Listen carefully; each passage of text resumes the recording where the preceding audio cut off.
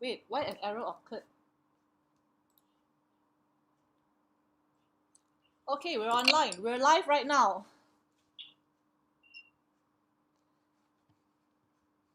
Okay, hi everybody, and welcome to our very first fitness podcast for tonight. Okay, my name is Zyen, and this is my friend Choon Ee here, and both of us have been planning this podcast for the longest of time. So we're so excited to bring you all in here. Sorry, I'm just looking there because I just need to mute this other phone. Okay, let me just come back here. Okay, so hi everyone. My name is Zyen. I am a fitness enthusiast, avid chatter, and very shock sendiri content creator. And this is my really good friend Choon Ee. So Choon Ee is a fitness coach and a gym owner. Maybe let's get to know Choon Ee a little bit better. Choon Ee, can you just share with us your background as a fitness coach? I'm actually what we call it sports science graduate. I'm a sports science graduate and a certified strength and conditioning specialist. Oh, very long. From National Sport and Conditioning Association. Okay, basically, if you ask me, I'm like what we call it tukang besi. Tukang besi. I learned everything about from A to Z about weight training and how to make people strong via exercise. Okay, so how many years have you been in the fitness industry? Wow, it's about, this is how old am I? Close to 12 years. How old are you? 12 years. So don't ask me. So you see that close to 12 years. But I'm not always a trainer. I'm not always a trainer. But I'm in the fitness industry for 12 years. I'm not always a trainer. Trainer is only close for 10 years. I've been in other roles. I work for the fitness equipment manufacturer. I also even work for a sports supplements company. So that means even before being a fitness coach, you would say you were in other industries with fitness training equipment and all that. It's still related to fitness, isn't it? Yes. In fact, I'm actually I was a fitness coach in the beginning, but that is like late 2008, whereby fitness is not really a thing yet. So in terms of financial, I would just say very financial. I have to go to other places yet. But that time is something that, as my aunt say, can cari makan one meh? That is a reality I face, and then to be honest, that time cannot. At least for me that time cannot. But if I'm not mistaken, the fitness revolution started maybe about 10-20 years ago, right? When people started becoming more aware about fitness, if I'm not mistaken. Yep. So you were one of the pioneers then, is it? I think one of the fitness education provider in Malaysia, they started in 2008. They started in 2008. And one of the first ever proper training center in Malaysia also started in 2008. But I actually quit in 2008. I quit for a while in 2008. Because I can't really, it's mean like I start a little bit earlier and then I left for a little while and come back again. Okay, so what made you come back? It's actually more like I'm actually looking at this answer, what I want to do with my life. Okay. Because when you actually, I actually work for another company in sports supplements, and then they're also selling health nutrition was very closely related to medical. So in the end, right, if I'm actually progress more in my career, I will move even further away from what I want to be in the beginning, which is a trainer, someone that preach fitness and improve the health. And I'm not that tech savvy. If you ask me back, right, I will actually start doing more sharing in internet. If anything, I will do differently. So that time, for me, is I think I cannot do, and the option is less. So I decided just to quit my previous job and then become a full-time trainer. It's like around late 2012. But you opened up your own gym. How long ago did you open up your own gym? 2016. Okay. What drove you? What was your motivation to?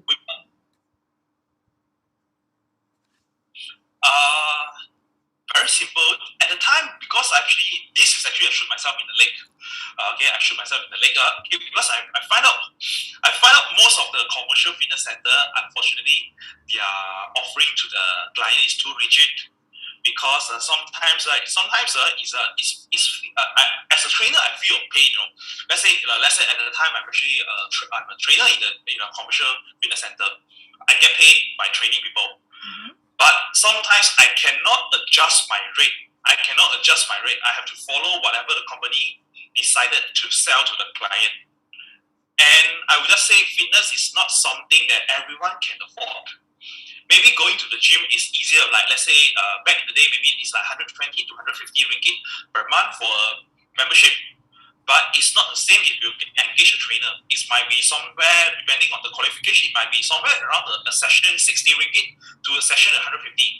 And Malaysia's spending power is not something that everyone could do. So my intention is I want to create a place whereby I can make it affordable to and accessible to more people. And also in a way, is actually I want to make it less intimidating. Because some gym is like very intimidating. Once you get in, you have to like sign up like 1 year, 2 years, the membership consultant. I'm not sure whether you walk in or not. They will just bombard you with all the package. And sometimes you just want to enter and inquire, and then you get overwhelmed with all the package. And I don't know. I actually think for myself, I actually think because sometimes I can see people want to join, but kind of when they heard the package, right, they end up get scared and walk away, which I think is something that actually is missing. I couldn't blame the commercial fitness center because they want to make the money, all the things. But that's what I see the opportunity of like running my own place, whereby I keep the operation small, and then maybe I can let spread it to more people. Easier to kickstart their journey. All right. Thank you so much for sharing. So thank you all for thank you to everyone who is watching right now. This is not an upsell. We are not here to sell gym packages. We're not here to ask you to sign up for Choon Ee's gym. All right, right, Choon Ee. We're not here to ask you to do that. But this is just to establish that Choon Ee is a very passionate fitness coach. He's very well versed in the industry. So, and we're going to just be doing a lot of sharing. So if you're watching right now live, and if you have any questions, any comments, just drop them in the chat box in YouTube. And because I got my second screen here, I can definitely see the chat. Anything you write, if there's any questions you have or anything you'd like to add in to the conversation, just type it up in there, and I will read it out in the live stream right here. All right. So thanks so much, Choon Ee, for sharing. So let's come back to the concept of the fitness training, which you mentioned just now. So you were talking about the providing fitness training that is accessible to people in terms of their spending power, correct? Yep. Okay. I do make some mistake. But what I want to really do is actually try to give more people more offering and then ease. Actually, if you ask me, I also have my blind spot when I actually decided. And actually, throughout the year, I also have trying to what we call that trial and error or fashion of trial and error. But what I think I really want to do is actually try to really get it to more people and doesn't really what we call that just a limited selected people, because back in the day I think this is what I heard from some people that say going to gym is belong to certain very luxurious, because back in the day like 90s you only go to hotel they have a gym, and then having a personal trainer is like something like very very luxurious thing. So back in the day because that's the kind of background I come from.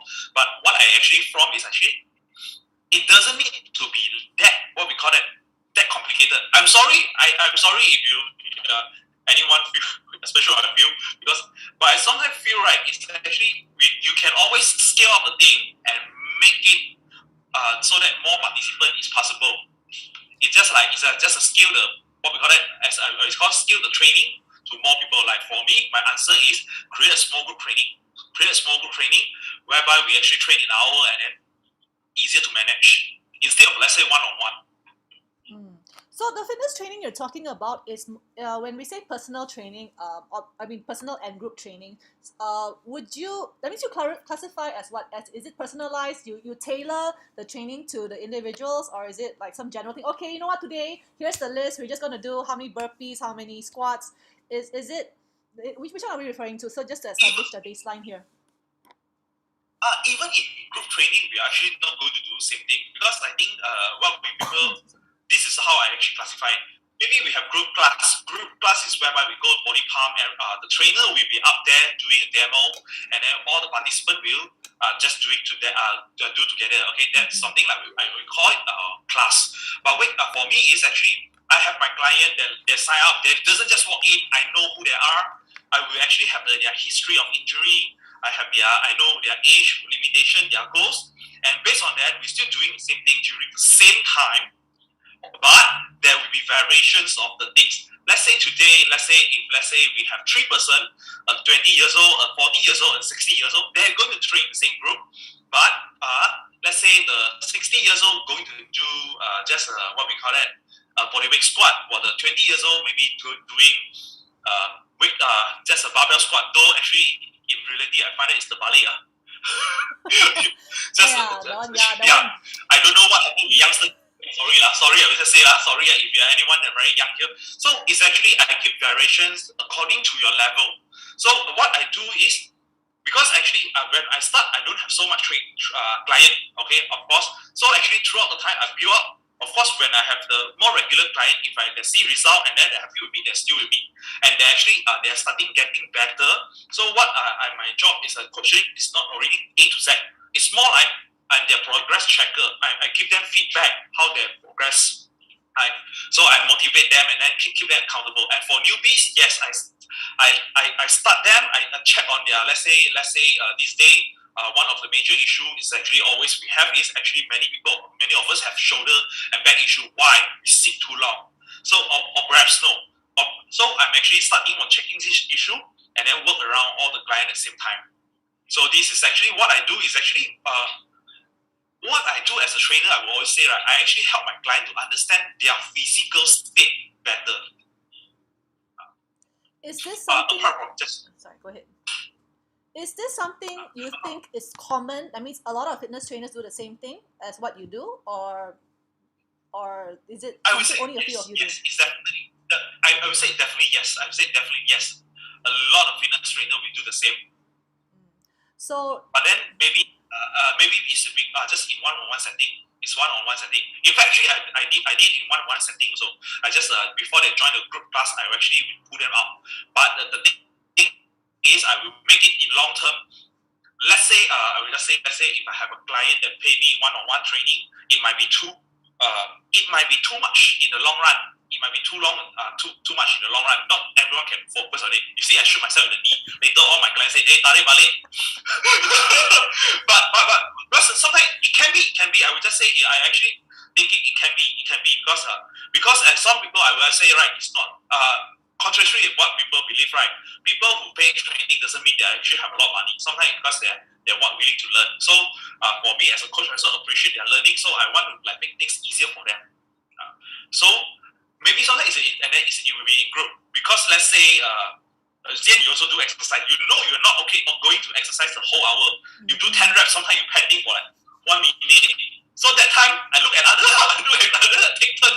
So it's something like that. We work together and then also can. And then you know what? Can motivate each other or laugh at each other. Okay. So I make it this way. So I just want, because I'm asking because I just want to establish the clear baseline. We are talking then about fitness training and not class. Like you mentioned, that means body pump and all that, you don't consider fitness training. Is that right? I will consider group workout, group class. This is actually how I say group, because let's say if you go to body pump whatever, they don't keep your data. They maybe know who you are, but they won't track how much you lift on the last session. They won't keep let's say your injury list. Sorry if I'm wrong, but this is as far as I know. But I will keep all this, and in fact, you can enter their class anytime. But for mine, you cannot simply enter my class. You chosen this day, you skip it. Okay, if there's empty place, you can go in. If you're not, you cannot. And if you skip the last class, you're not going to do this class. I mean, you're going to depending on what is your goal, you might doing something different. Because I want you to improve. It's easy to make someone to sweat. I will always say, right, a trainer doesn't make a person. A good trainer doesn't make you just sweat. Okay, I just want you to progress closer to your goal. Anyway, for me, I never agree with the idea of sweating because I think there is a misconception that sweating leads to, yes, and you sweat means you exercise. That's, for me, that's completely not true. Because you want to sweat, you stand in the hot sun, thus you already sweat.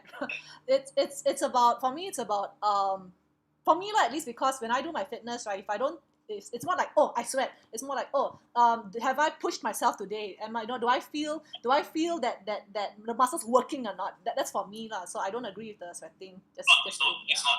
It's just, sweating is just something like our body do to regulate the temperature. That's it. That's it. That's it. Yeah. It's just to, yeah. Some people sweat more because their sweat gland is more active. That's it. That's it. You don't like it, don't remove your sweat gland. Yeah lah, true. Yeah, some people, they don't like the sweat. They actually put Botox and all that so that they don't sweat. Okay, so let's talk. Yeah, it's not my arms all sweaty. Just my talking. My arm is all all the sweaty already. Okay, so in terms of fitness training, right? So how would, I mean, like, obviously, if people are, they generally care about fitness, I feel that there's always a few different kinds of groups lah, So there's some people who are willing to pay for fitness, but there's some people who want to be fit, but they're not willing to pay. Like, if you had to convince this second group of people, what would you say? Because we're talking now about fitness training, like why should we pay for a trainer versus watching YouTube for free? Like, so what would your arguments be about this topic? What do you think? I'm actually using, my argument is, it's easy to get the map, which is the training. It's actually easy. You want to train for one goal, right? Go to Google, you can get all the info that you want. Okay, it's just like today you're in a ship, okay? But the trainer is actually the compass. Okay. It let you know where you are. Like let's say today you want to train. If you never know where you are right now, how can you know what does it take to go to somewhere? I will just say this way. I will actually use two of my clients. Hopefully they're not watching this. Two of my client story. Don't say their name lah. Just say client A. Okay. Client A is a young boy, 20 years old.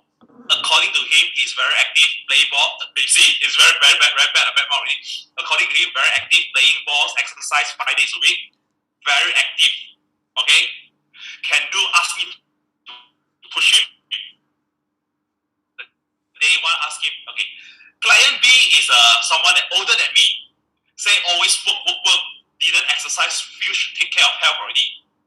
I run an assessment, postural assessment, physical fitness assessment, just to let you know. The client B, which is older than me, he did push up 1 month later. I put 20 kilo behind his back. He did 10 push up and he do pull up for 10 reps. While client A, we still struggle to get his back straight. That is something that actually sometimes it's very hard to know where you are. Because for us, actually, I would just say it's easy to ask you to do something. But then, whether are you doing it correctly? Because just like something we say, Zyen, if you today got fever, what will you do? Either you go to doctor or you eat Panadol, right? So there is high chances that if we eat Panadol, we will recover. Same like exercise. If you exercise, we see improvement. But sometimes there might be all small underlying mechanism or other things that we doesn't know. Like let's say if you ask me one thing, I forget how accurate is this already because the quote I little bit forget. I attend a stretching clinic, okay, by a physiotherapy before. He just kind of quote me back in 90s, right? The incident of injury is like I'm not sure, it's like only 3 out of 100. 3 out of 100, okay? But this day the injury is like 2 out of 3. Oh my god. So because our human being, our lifestyle is all changes, right? Yeah. Our lifestyle changes. What our forefather did last time? Last time it's like everyone is walk and then take the bus to work or to school. This day all of us driving. We spend so much time in city. Last time our pastime is go to picnic, playing balls, running, whatever. This day, everything on here. Especially with MCO, the activity okay, this one I hope no physio watching. Okay, one thing very simple. Do you notice that physiotherapists and chiropractor is mushrooming in recent years. Do you notice that? Why? Because more people getting injury. Why? Because many of us actually manifest postural dysfunction due to our unbalanced lifestyle. So it's like not everyone is actually. So that's why I said the argument for me to someone that should take trainer is sometimes you never know what's wrong with you until you get to the get a trainer to assess you. Like you might think like some people that might lack of self-confidence say that they are not fit, but actually maybe they are. They are a trainer because a trainer will know like what to see, like let's say what you should do to improve or where you are, because that's what we study. But of course you wouldn't know there's something that you need to do. So I would just say if you get a trainer is actually you will know yourself better, because even a trainer will need a trainer. I would just say even a trainer will need a trainer because we can train already. Sometimes we also have advanced one. Like if you ask me, right, I actually try to skip my leg training as much as possible. One. So I have to get a trainer to train me so that Hokkien sim tia, then only I will do it. Okay. Okay, but let's say, right, so what do you think about then people who don't pay for fitness training then, and if they just go do the free, whatever lah, they go on Google and they YouTube stuff, and they read up and they do their own fitness at home. What do you think about people who choose to do that instead of paying for a fitness trainer? I actually don't think it's something wrong. I don't think it's actually something wrong. No, I see. I shot myself in the leg already. But I will just say, right. But then I say, right. Okay, at this one, I use a story of anti-vaccine. Anti-vaccine. There is all kind of narrative in the internet. How are you sure the one that you're looking at is correct? I actually stumbled upon an IG account that reason why I dare to shoot one. Herbalife self-proclaimed wellness coach. I watched the video. Then after that, you saw my Facebook come out already. I screenshot and then blur out the place. She amazed me in the point that from A to Z, nothing is correct. She amazed me. In terms she of what? amazed me in my past 12 years. What, in terms she of does nothing correct. The reps, the exercise form, correct. All of she it does wrong. nothing correct. Yeah. The two things that she better than me. Okay, I hope this one not sexist. I hope this one is not sexist. But because sometimes she showed her cleavage, she wearing sport bra and then she have more likes than me. But to be honest, sorry, I say so. That time when I see it, I say very sick. For me as a trainer, I would say this is very sickening because if she do it to herself, it's okay. But she going to influence more and more people perhaps doing more the same thing if people doesn't know. Which is sometimes I say going internet to learn things. Of course, you can learn something. Even I will go to internet and learn stuff, even for fitness, because that's how this day how people interact. But if you're totally uninitiated, how do you know whatever you learn is correct? Because there's so many school of thoughts, and how do you know what you learn is correct? Like whatever, because do you know that most IG influencers, in fact, right, they are not trainer, and they perhaps they doesn't use they doesn't use the method that they're preaching to get the body they want. And this is some things like end user perhaps they doesn't know, which is something that we learn, but we don't really sell it as a product. So you kind of won't say we mention it, which I say today. Maybe some people listen and they will feel uncomfortable. I don't disagree because I've watched. I will be honest. I watch YouTube and I follow YouTube lessons. But the difference. Yeah, no. The difference is I have fitness background, so I know what I'm doing. Correct. This way, but then you know, right? You do notice some of the video, despite their likes and views, you feel like something is wrong, right? You just feel something is wrong. It's like that. I feel very irritated. Like sometimes I watch, I'm like, this is completely the wrong way to do stuff. If anyone does this kind of stuff, number one, for me, the moment I see something, they're going to get injured. People are going to do this and they're going to get injured. And it greatly upsets me because yeah, you're right. When people see a particular model and they're like, oh, if I do this, I can get that body.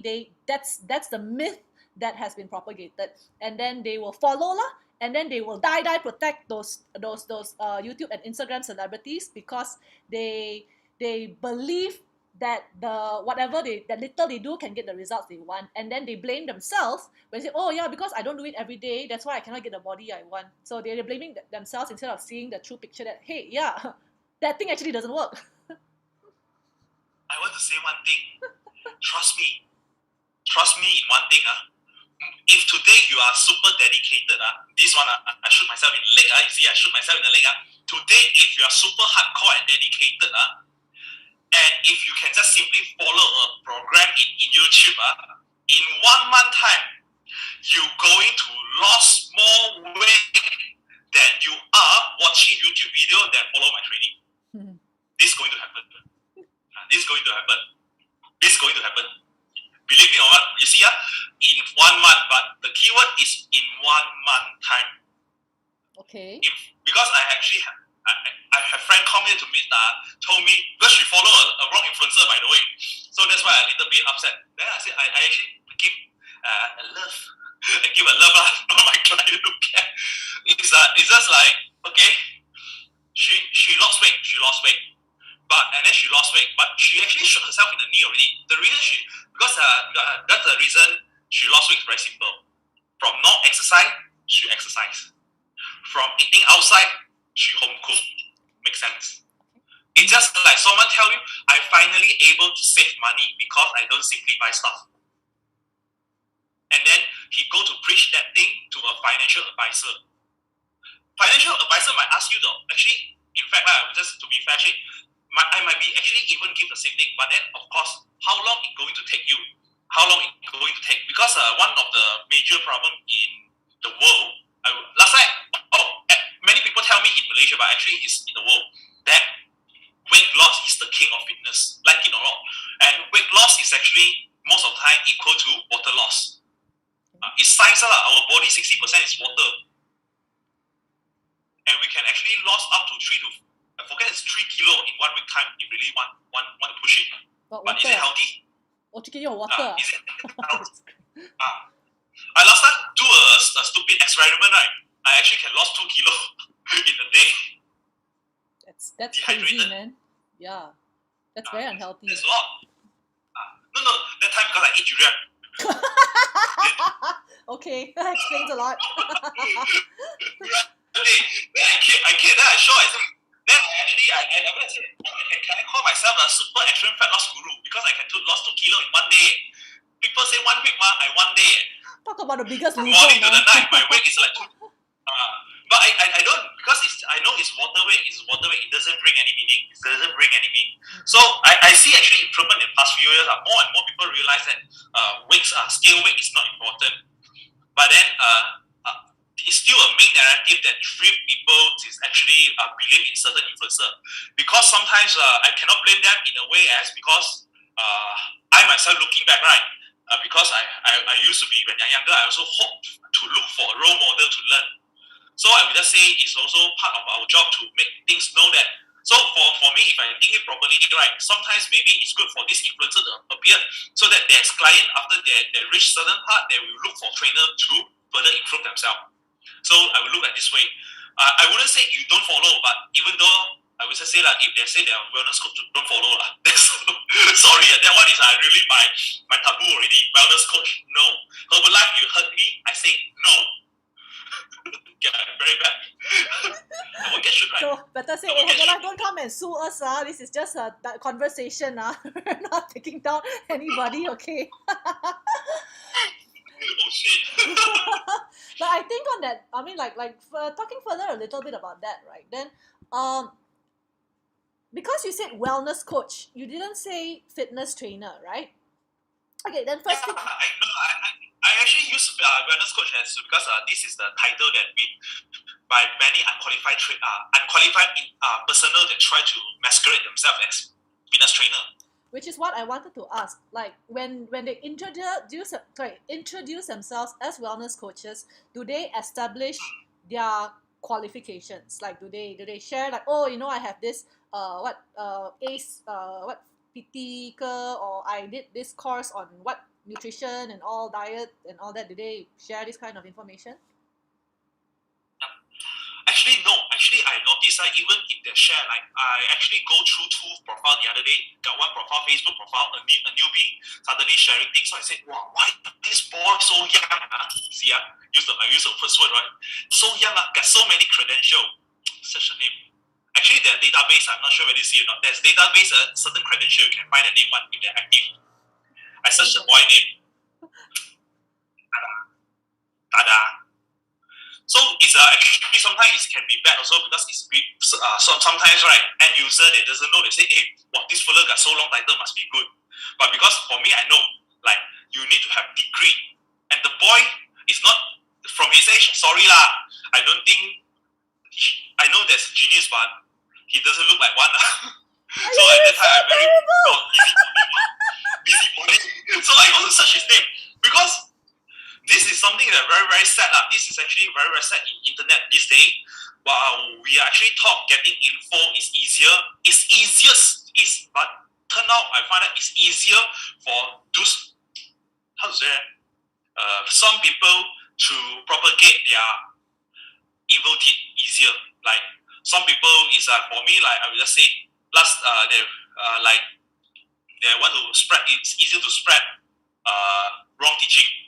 It's easier for them to spread wrong teaching. And then sometimes because if they hit their if they hit their psychological being whatever, so it's easy to get buy in. I oftentimes see one thing, which is I think actually as a coach I actually told a friend that we should learn something about marketing also, because instead of asking why these people never get a proper certification and education, why don't we think why they have more clients than us? Something like that lah. But this is actually a very awkward situation that in Malaysia, I actually run a very MCO, gym cannot open, very boring sometimes. We have about less than 400 current active. Of course, some is inactive. Active fitness personnel in Malaysia. In the whole Malaysia, we have less than 400. With half of them actually, more of half of them are actually around Subang and Petaling Jaya. So if you're from this still, hey, congratulations. Most probably your trainer is okay. If you're not, take care. Unfortunately, I have a friend ask me, why I need to find a trainer so far? Penang, she's from Penang. I say, it's no. You don't ask me why cannot find. There is no. Despite I just search the database, maybe there's someone that I don't know, but from the database it doesn't show you have certain people in that area. That's the thing. And you know why our sport is so bad? I go search our neighbor country, Singapore, more than 3,000. Compared to us, not more than 400, they have 3,000 and more. That our differences in valuing a fitness professional is too obvious already from here. Even Thailand is doing better than us. Oh, Coach Chin has said hi. Is he your friend? He said, yes, agree with Coach Ooi. Marketing strategy important also. Hi, Coach Chin. Yeah. Thanks for joining us. He will talk about sports science, about that. Yeah. but I think one thing is in Malaysia also that when we talk about fitness certification, I don't know how it is now, because fitness certification, I feel it is very important, but how many valid fitness certificates are available out there? Because right now also it's very easy to get fitness certification online. Like you can go to Udemy and you can go to Center for Excellence, and then you just pay like $10 and then you can call yourself a coach. You know that there's so many of these kind of academies, right? And I also wonder how valid the certificates are, and it's so easy to get those certificates and so easy to add them to your name. You can get like 25 certificates, I think, in a span of like 1 year or something like that. Yeah, actually, in fact, this is also one of the trouble. I will just say that there's a few actually, I think certified coach is kind of overrated in the sense also. Okay. Just that getting a certificate always mean the coach is actually committed to the safety of the client.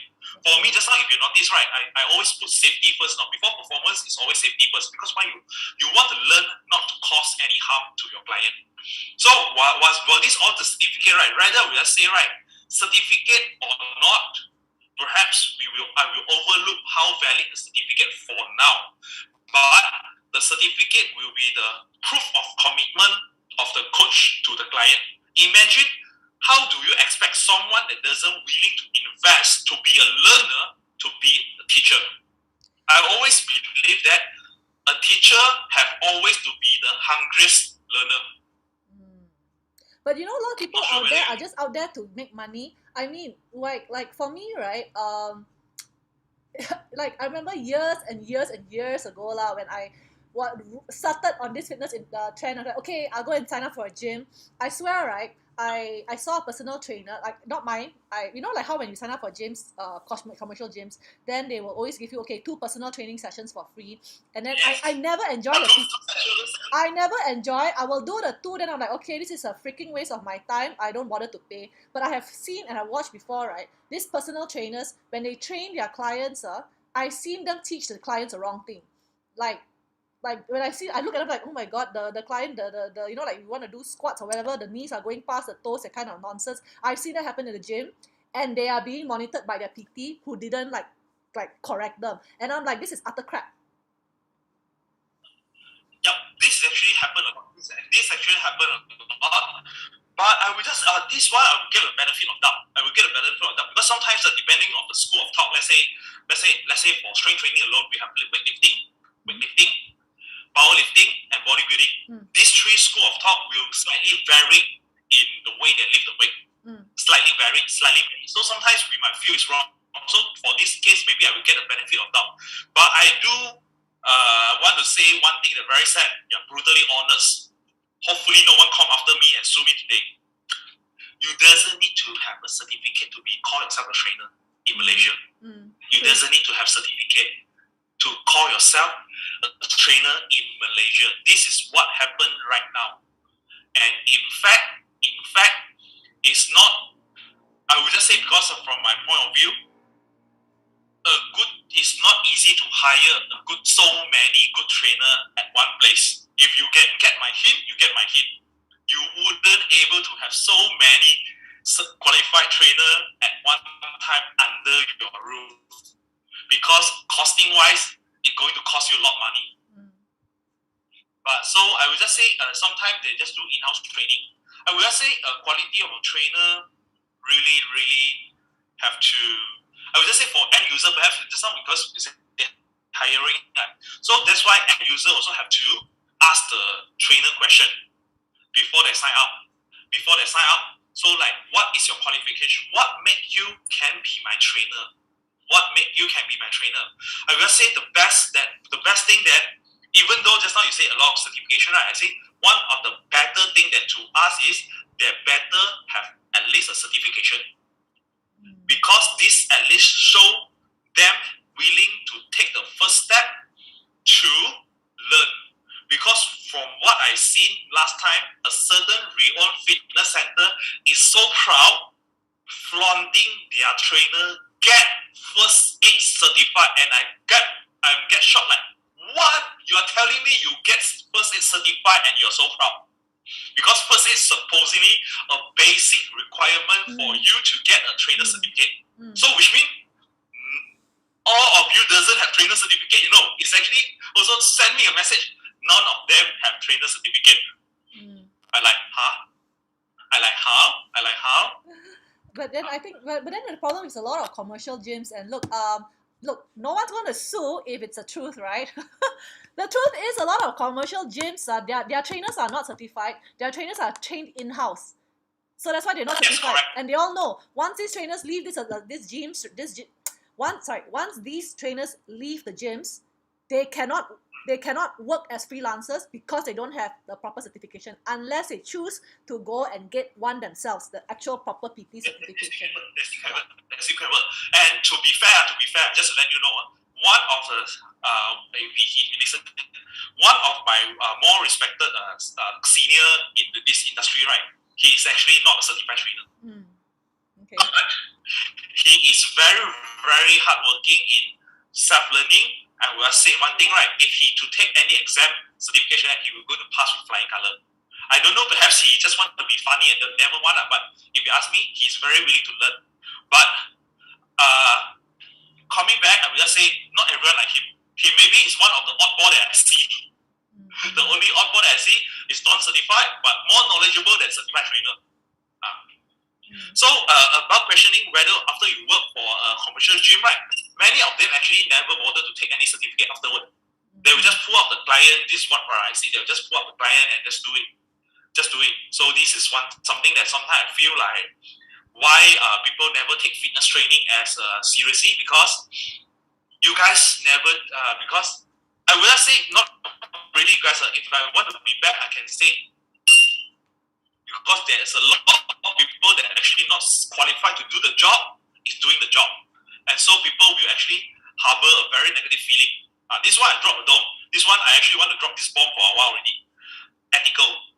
Certain personal gyms still open during MCO. I close. Because it's only ethical to close the gym during MCO.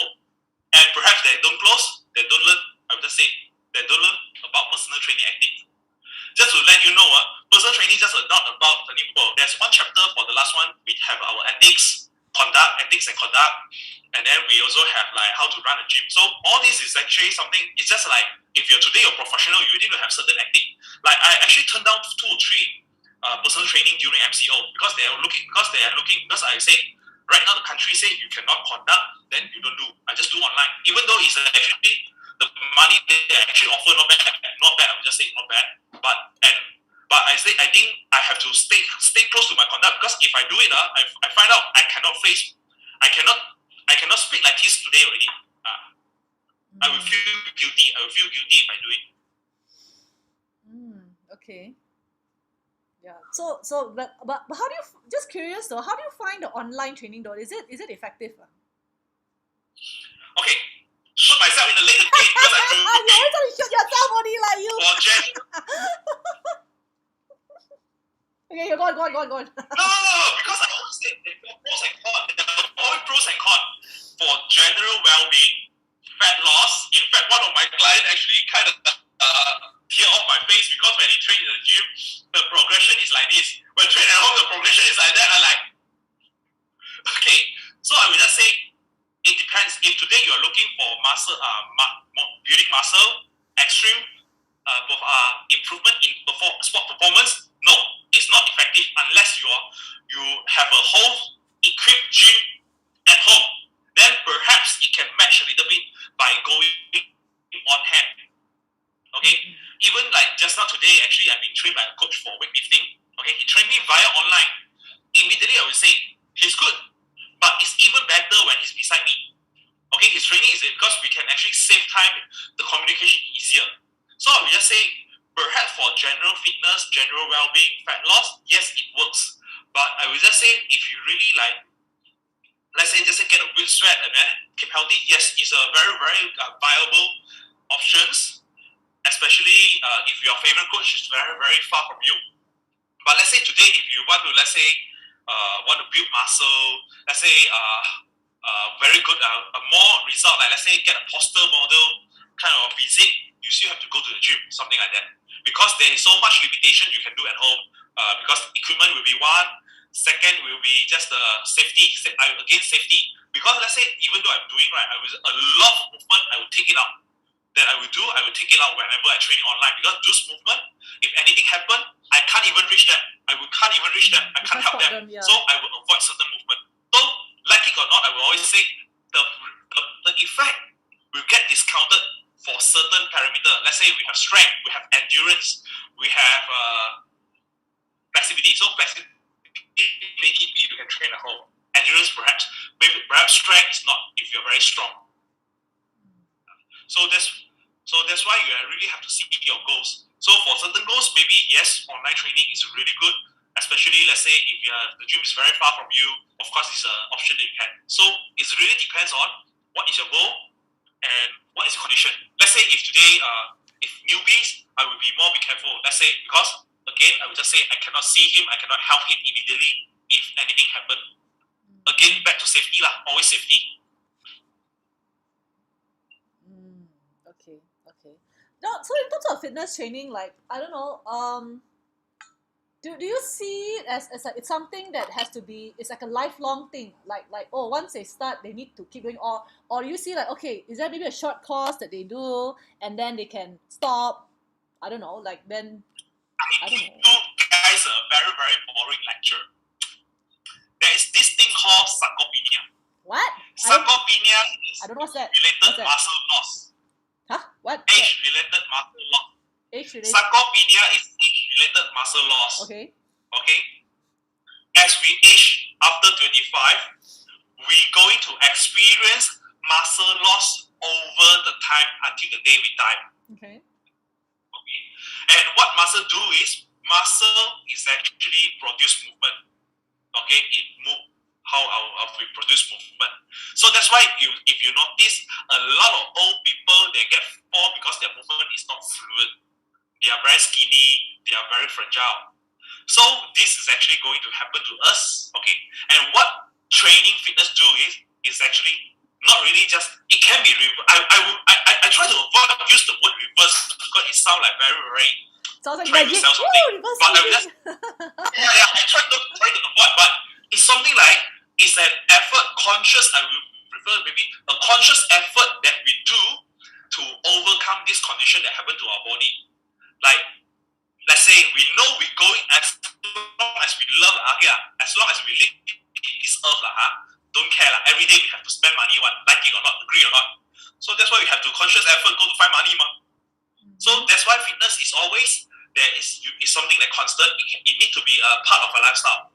Because a human life is different from last time already. Last time, back in many, many years back, back in World War II, people hardly even survive until 70. They might die in the war already. After that, the golden age blooming. See, our forefather, they can finally live until 80, 90, but might be plagued with sickness.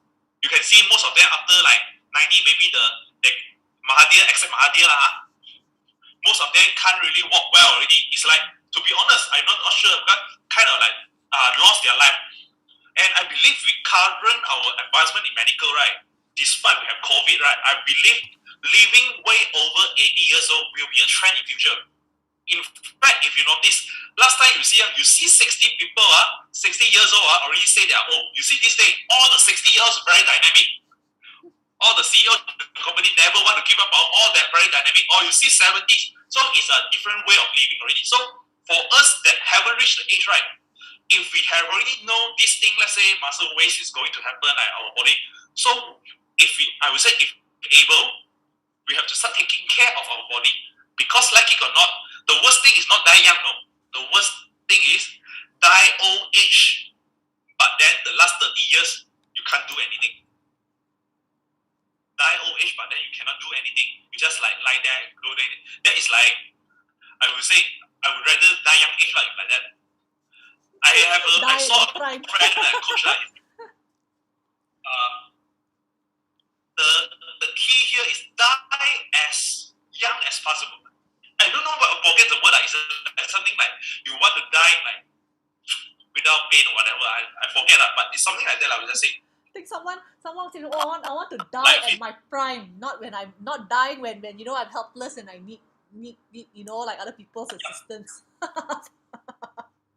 I don't want to die in my prime, but I know what you mean, yeah. Because I see fair share of let's say because I see fair share of people like he's still in good health, by the way. I have a mentor in his bodybuilders. He's 89 years old this year.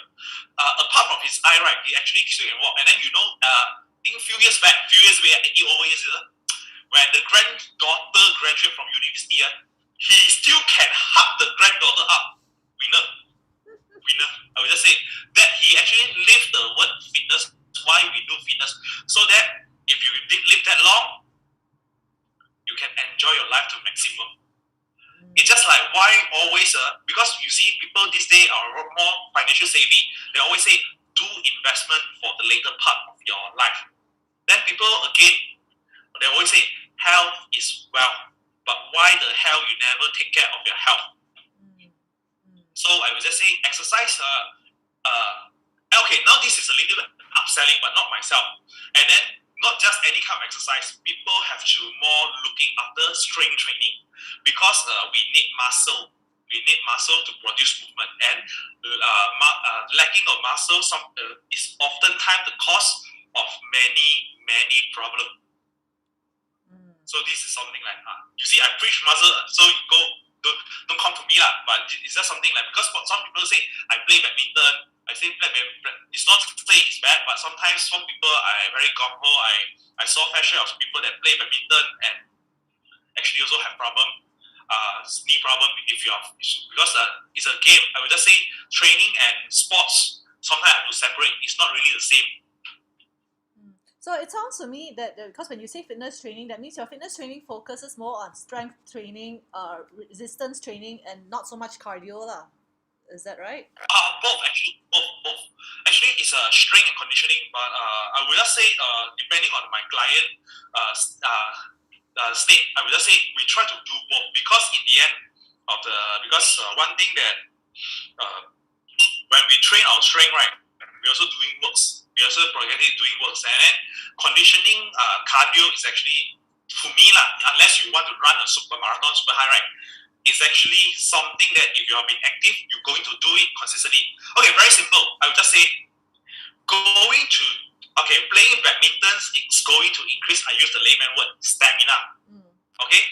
Playing badminton going to improve your stamina. Go hiking going to improve your stamina. Go jogging going to improve your stamina. None of them improve your muscular strength. Going to gym, if you're doing strength training, if you're doing strength training, it improves your muscular strength, and you can actually do better for all those other sports that you like. So that's why I will be biased a little bit on strength training if they are very, very active. If they are not, don't worry. I will still give them some conditioning work to do. Like if you notice my Facebook before, I will make them push me. They have to push me. They have to do all those planting rope. Because them don't care lah. 60 years old also need to do planting rope. So I would just say the reason why strength training is because it's not that I bias. It's because our lifestyle. Our lifestyle is lagging on the strength training itself. So that's why you have to be biased. Just like, do you know about omega-3? You mean the supplement, is it? The supplement. Okay. It's actually, do you know that we actually have a ratio of 369, omega 369? Okay, there's 3 omega 369. But because our modern diet is actually, the ratio is throw off already. Alright. It's throw off already. Actually, we need 3 omega. So that's, and then the one that always we don't have enough is omega 3. So that's why end up people the manufacturer will sell more on omega 3. It's not because it's the best. It's just because it's something that we like. Same like strength training. It's not really just the best. It's just not saying you use strength training, you can like this. No, it's just happened to be something that our current situation lacking. And the next big thing that I see is actually what we call mobility training, which means try to move, because why? We all are confined in the one place for too long these days. So it's not really who is superior. It's really what we really need. And for my current setting that I see is strength training, flexibility, something like that. Like if you ask me MCO or dialogue, people are getting less fit. Even today on news, right? I think, not sure which Nestle is actually trying to run a campaign, ask people to get more active. Nestle. I think it's Enlin. Because it say MCO, everyone is like less active because we've been confined. We've been confined in one places. So not everyone has the spaces to do homework out. Unfortunately, this is something that we have to face. Yeah, not everyone is like me, right? I got fitter during MCO. But yeah, I know what you mean. In the last 2 weeks, you post more than me, you know. You see, people say I must be over how you see, in the last 2 weeks, I only post once because to be fair, I only train once, to be fair. Yeah, see? To be fair, what last 2 weeks? A whole year already, I posted more than you, okay? What are you talking? Correct. That's why. That's the thing. anyway, fitness also, I think it's not something I feel like you shouldn't do every day anyway. You have to choose you have to do it at an optimal time that's optimal for you and optimal within your goals lah. That's what I feel. Yeah. I like your word optimal for you. Optimal for you. That's actually what coach do. Because a lot of time people, like for you, you know, right? Sometimes you feel bad. Okay, this called self-feedback. A coach actually give feedback. Like sometimes, like my client, let's say that day, they feel very, very angry. They want to release their negativity on the gym. Okay? Then I will actually, that is where my work, I make them cool down. Or depending on my situation, I arrange something that is less riskier and still let them release their whatever core energy. This is actually what coach do. Because it's easy to actually get injured when you are actually emotionally unstable. I will just say sometimes. That's why sometimes, right? So that's why sometimes coach is something like you can say coach is actually just a feedback. It's just a really, I will just say, right, number one, coach should always do prevent injury, and then give feedback to improve. It's really more than, it's actually lesser than knowledge that I will just always say, right, not really just a knowledge provider. Because I doubt today I give a talk on how to strength training, right, everyone can remember what I say. Right? So that's why. So I say, maybe parents like, hey, better tell me next time what I do wrong, and then you let me know. So you fix on that, and then the body language you just improve. So I just say, so is the coach is not really just a knowledge provider. It's more like avoid to get and then just give feedback to improve. This is from my view. Because a coach, right? Like if that's like you can throw everybody a lot of information, like you say, you can Google stuff.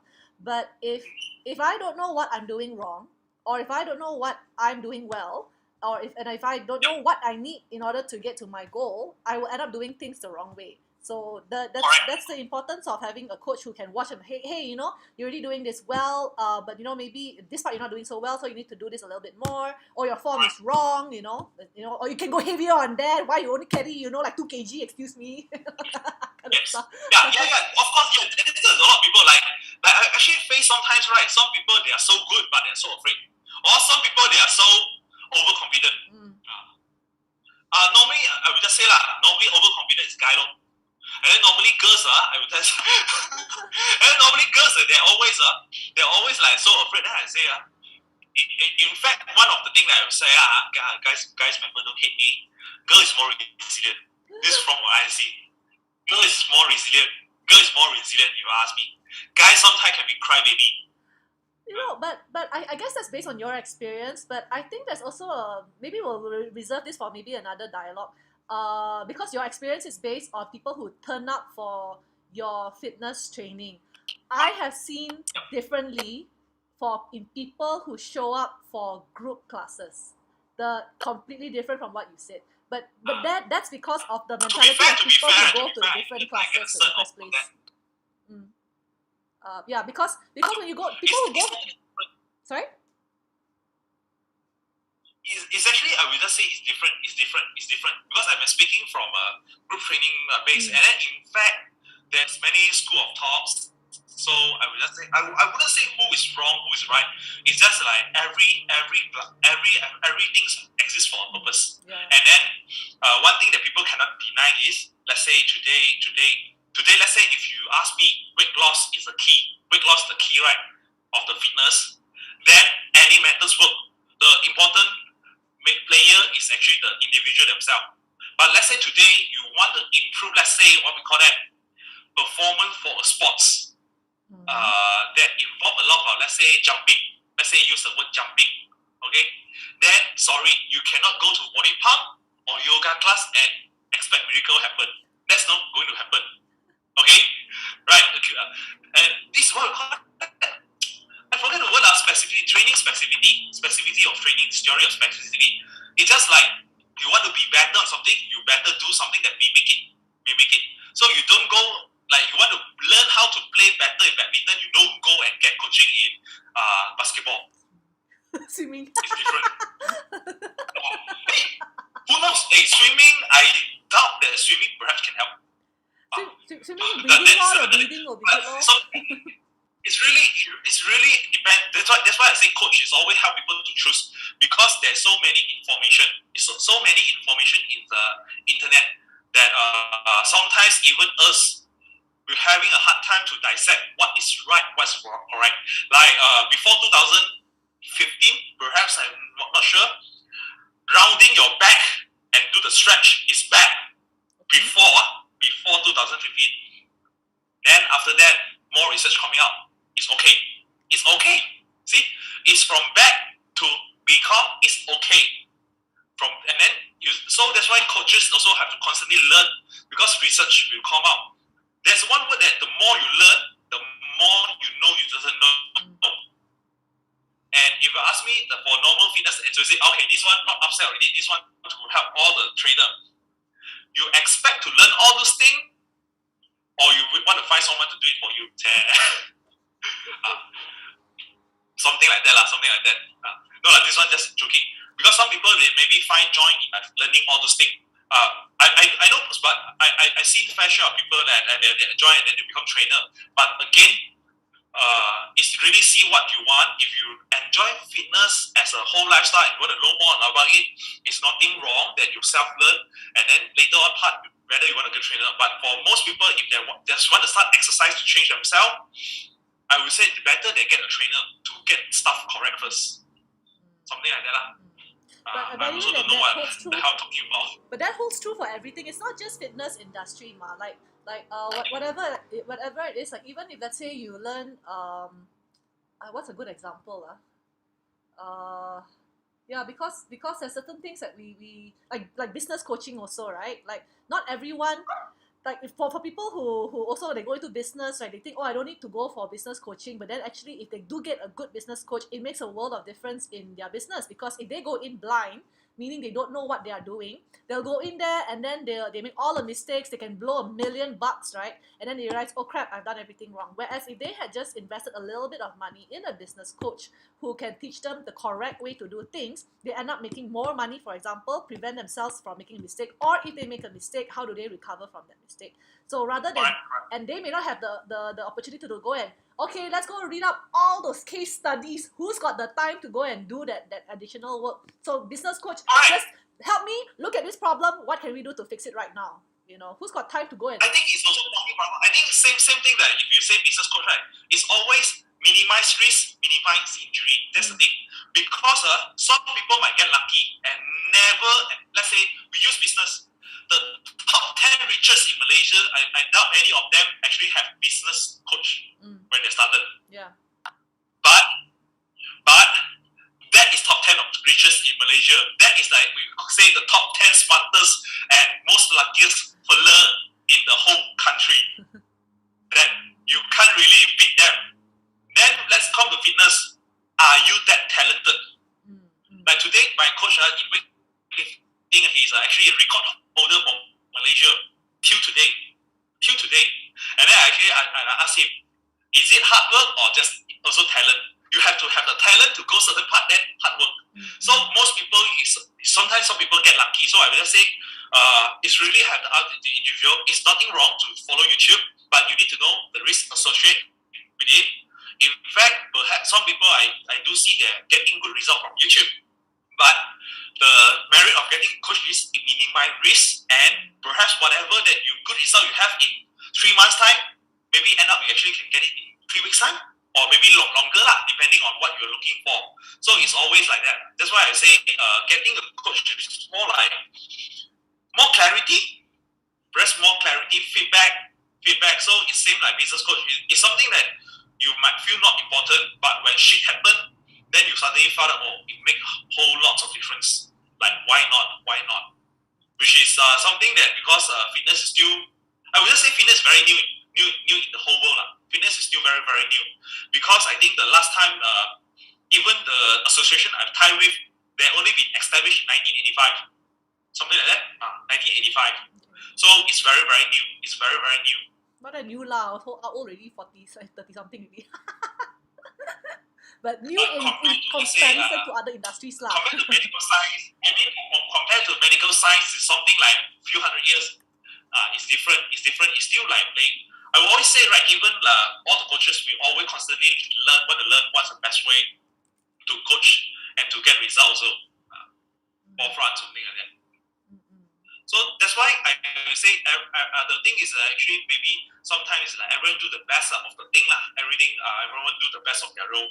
Just like I will just say my job is coach, but we don't suddenly go to tell people like what we call that. I won't tell people how to be a business person because even though I run a business, but that's not my forte already. That's not something I'm good at already. That's not something I learned. Actually, most of the time, whatever book I read, if you saw the book behind 3 chefs got one is comic lah, but 3 got another 2 chefs is all about nutrition, training, and more training. That's my book. Business book got 1 or 2 lah. Dell Carnegie, small. Casual reading. Casual reading. That's casual reading. Oh my god, my casual reading is all fiction.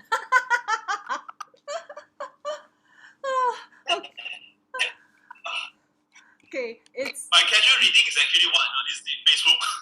See what people argue around. Oh, that kind of book lah. Gossip lah. Facebook. No, gossip. I like to gossip sometimes. I can be a casky gossip actually. Okay. It's 9:37 already.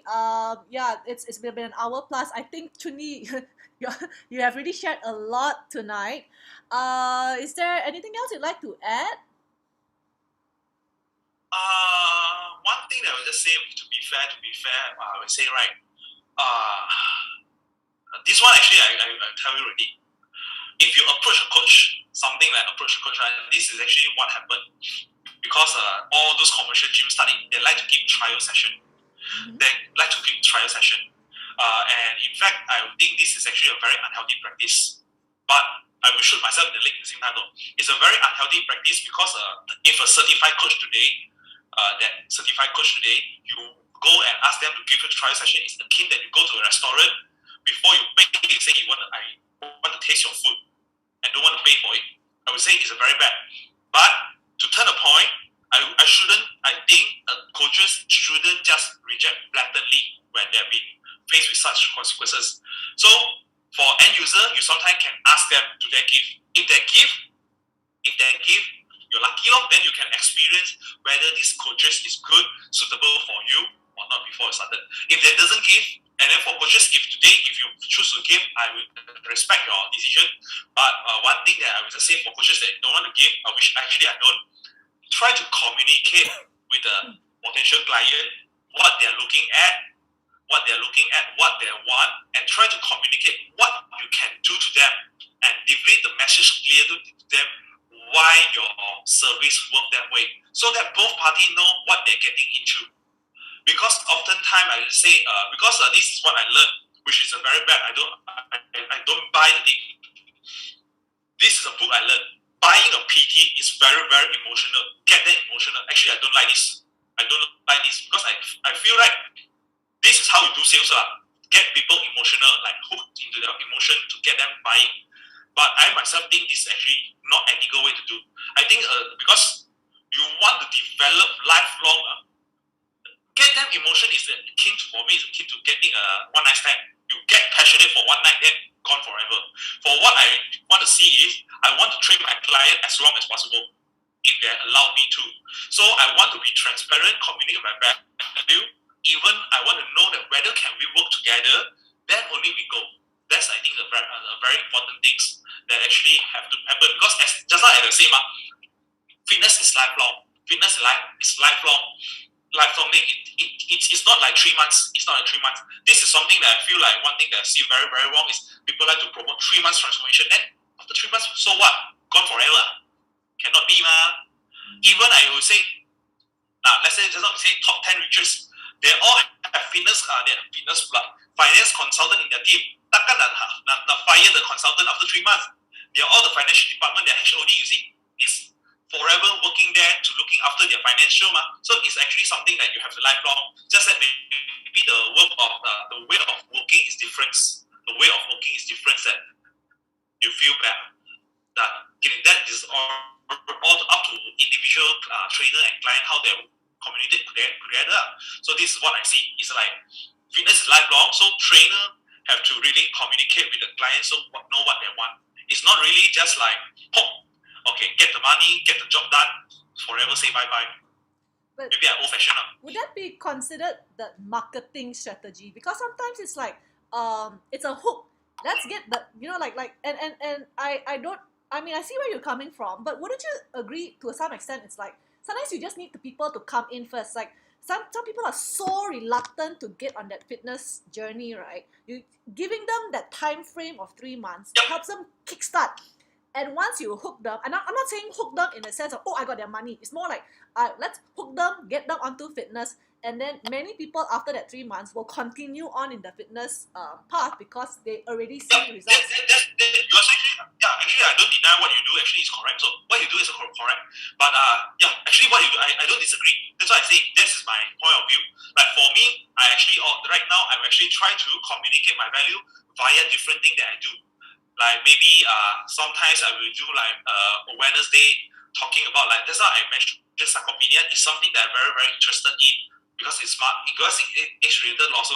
So this is what I will actually constantly like preaching this what we call it this knowledge to more people and why they should do and should do lah. This is a way of me to get people started. But of course you can different way. But because just the reason why I sometimes doesn't. Maybe I'm affected because sometimes they use this way, then that's it, to hit the sales target. To hit the sales target, which is actually sometimes I myself will feel uncomfortable. So what you disagree with is that it's just that because their 3 months is really a 3 months gimmick. I'll call it a gimmick. It's just a gimmick for 3 months only, right? And then they don't care. After that, okay, you don't come. As long as you pay for the 3 months, bye-bye. It's okay. I always remember one thing. This one I forget to say. I always remember one thing. A Sing member that on the gym I work, I only seen him twice. The first time he come in to pay the money. The second time he come in to read the newspaper and go to use the changing room. After that, bye-bye. And he signed up for 2 years. Good money, man. But that's a lot of. He signed up for 2 years. How do you members but do that? The first time I see him, that's actually a funny part of me also. That's why I say. Actually, that's how a gym make money. You see, I should by that. But for me, I would say, I wish that we develop a working relationship that I help you to improve your health and fitness, and that's it. This is what I wish lah. I wish how fitness really works. Not just that it's a place that you feel good, which is actually I don't know right now how the commercial scene work, but this is what I seen last time. So that's why I feel on the system 500 member, but I always see the 60 people the same face only. On the system 500 active member, but I always see 60 people only. I think not more than that. That's quite normal lah. I feel because fitness. For many people, fitness is a fad. Like their New Year's resolution. Oh, okay, I want to get fit this year. Then they sign up. Whatever promo they can see, they sign up. Then they never show up. My ex-boyfriend was like that also. He signed up for a gym membership, and he said at least you see that guy 2 times. My ex said he only went once to pay the money, and then he never walked in again. But then because you commit already, now to credit card.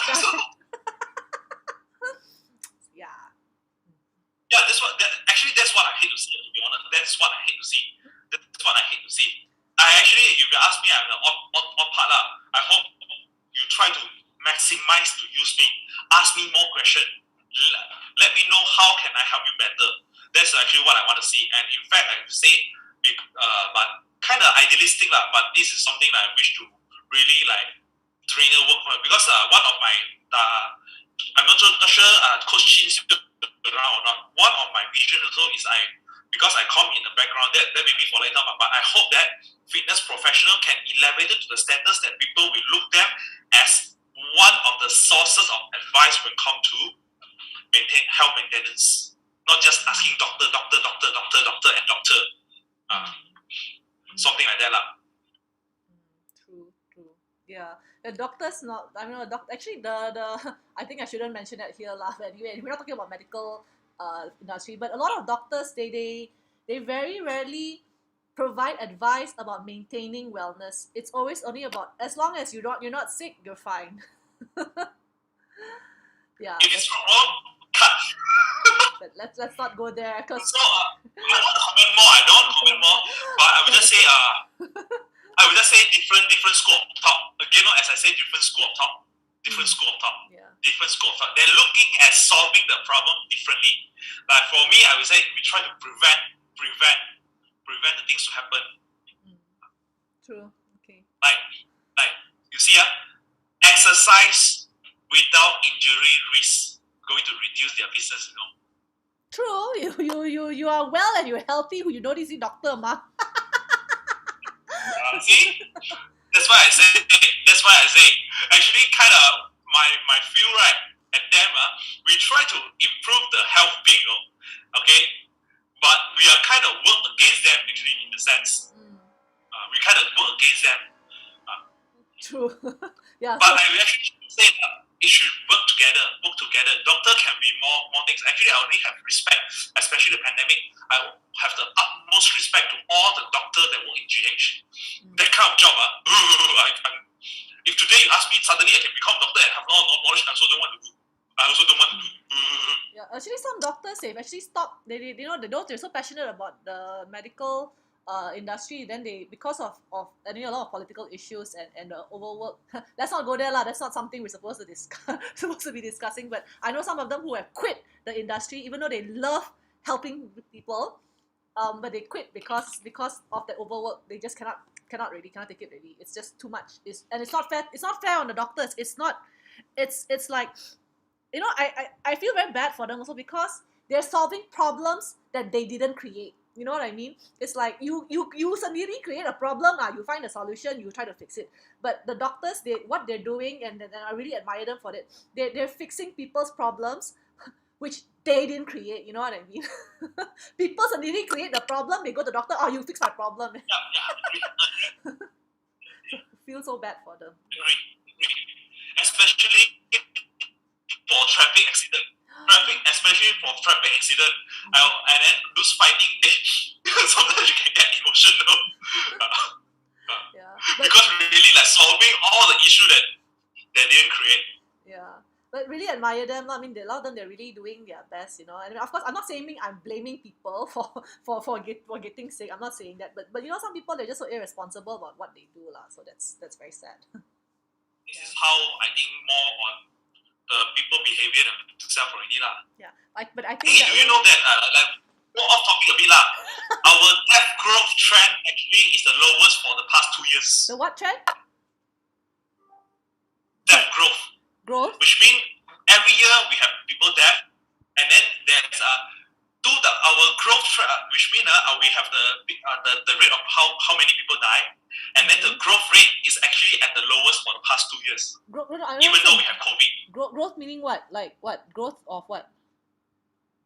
People die. So don't say growth lah. You mean the trend, the trend of the number of death, is it? Rising number, is it? That's what you mean?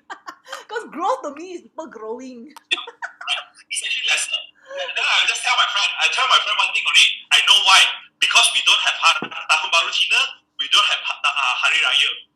Every year without fail, right? I tell you, when I reach my kampung, all the auntie there, I actually feel relief.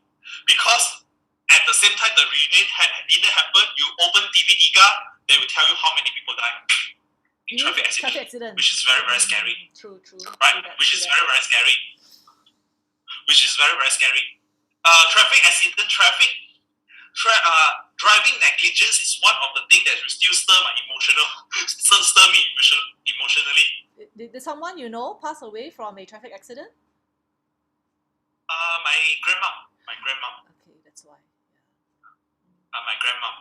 Like if you sometimes saw my story, I would call out people's name, take their number, if they do something stupid, and then call them idiot. I do like that.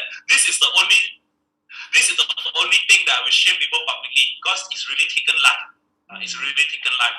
Sorry to hear about your grandmother. Herbalife, you see, even Herbalife, I censor them, but this one I don't censor anymore. Other things I all censor. This one I don't censor. This one I zoom in. because it's triggering you, right? Seeing this triggers you because well, You it's never so feel wrong. to take the photo. I said I cannot. I want to see them. As long as if I in the same position, I will. Okay. Okay, I think it's like that. We've really gone way more than an hour. I just want to say thank you to everyone who is still watching. If does anyone have any questions, maybe, or any opinions they'd like to share, before we end tonight's live stream. Have to wait because the YouTube chat a bit delayed. Yeah. Actually, I don't know who's online. Actually, I cannot see I anything also here. can't. I'm trying to see the YouTube chat right now, but yeah, we can't from YouTube live. We can't see who is watching, but I can see got a few. So I really just want to say on behalf of Choon Ee, and I myself, of course, I want to say thank you for staying on to watch for so long. We do want to make this how regular I don't know. Choon Ee, how regular do you want to make this fitness podcast thing? I think maybe ask them whether they enjoy and what the feedback. I actually can do it weekly because this day I don't go out anymore. I just want to stay home and do my gun. Yeah, I'm waiting for the feedback. I don't see anyone typing anything yet. Part of me. Yeah, but I think it'll be awesome if we could also if we could find out what is it that people would like to hear about more. But never mind. In the meantime, we come up with our own topics first, and then we see feedback from people along the journey. About eating. About Today actually, maybe today, next time we can talk about eating. The myth. All the myth the what surrounding food. Sorry, the myth surrounding diet. oh, diet. Sorry, Diet. yeah, I couldn't catch your word. Diet. About diet. Exercise. Perhaps even we can get participants come in. Yeah. They can join us in the. Yeah, I think that we could do that. Like we could open up the the Zoom for people to join in. Zoom. I have to think about that. But do you mean to join in our chatting session, right? Yeah, I think that's something we could definitely explore. Yeah, so maybe we'll look into that for the coming week lah. Next week lah. We what? Okay, I think that if not, then that's all for tonight. I think enough. Unless anything more you want to say, Choon Ee? No, say enough. Enough for tonight. Because I never end one. If anyone of you that know me right, you know I never end one. So better you end man. me. I know. I can talk until tomorrow in this talk. Okay, but anyway, I just want to say one more time on behalf of Choon Ee and myself, I want to just say thank you all for watching the live stream, and for those of you who are watching this later, also, after the live stream, just want to say thank you for watching the entire an hour and a half. This has been a completely informal, unscripted dialogue where we're just talking about fitness training. And yes, Choon Ee is doing most of the talking because he's the fitness trainer. I am the host where I will just ask him a lot of annoying questions. And I know I haven't been annoying enough. Next round, I'm going to ask more annoying questions. Yeah, but I just want to say thank you very much, Choon Ee, for joining me on my YouTube live stream. For those of you who haven't subscribed yet, please click subscribe on my YouTube channel. I know that if you go check out my YouTube channel, it's a bit empty at the moment. Got a lot of other funny kind of videos, but we do plan to do more of this fitness kind of stuff on my YouTube channel. So please subscribe, please click like, and yes, thank you so much for being an awesome audience. Thank you so much, Choon Ee, for being an awesome speaker for tonight. Yeah. Thank you for your time. Okay, thank you all. Thank you. Love you all. Okay, bye. Good night. Yeah, you can. Wait, let me stop the live stream now. Yes. Okay, end stream. Make sure I haven't my gun.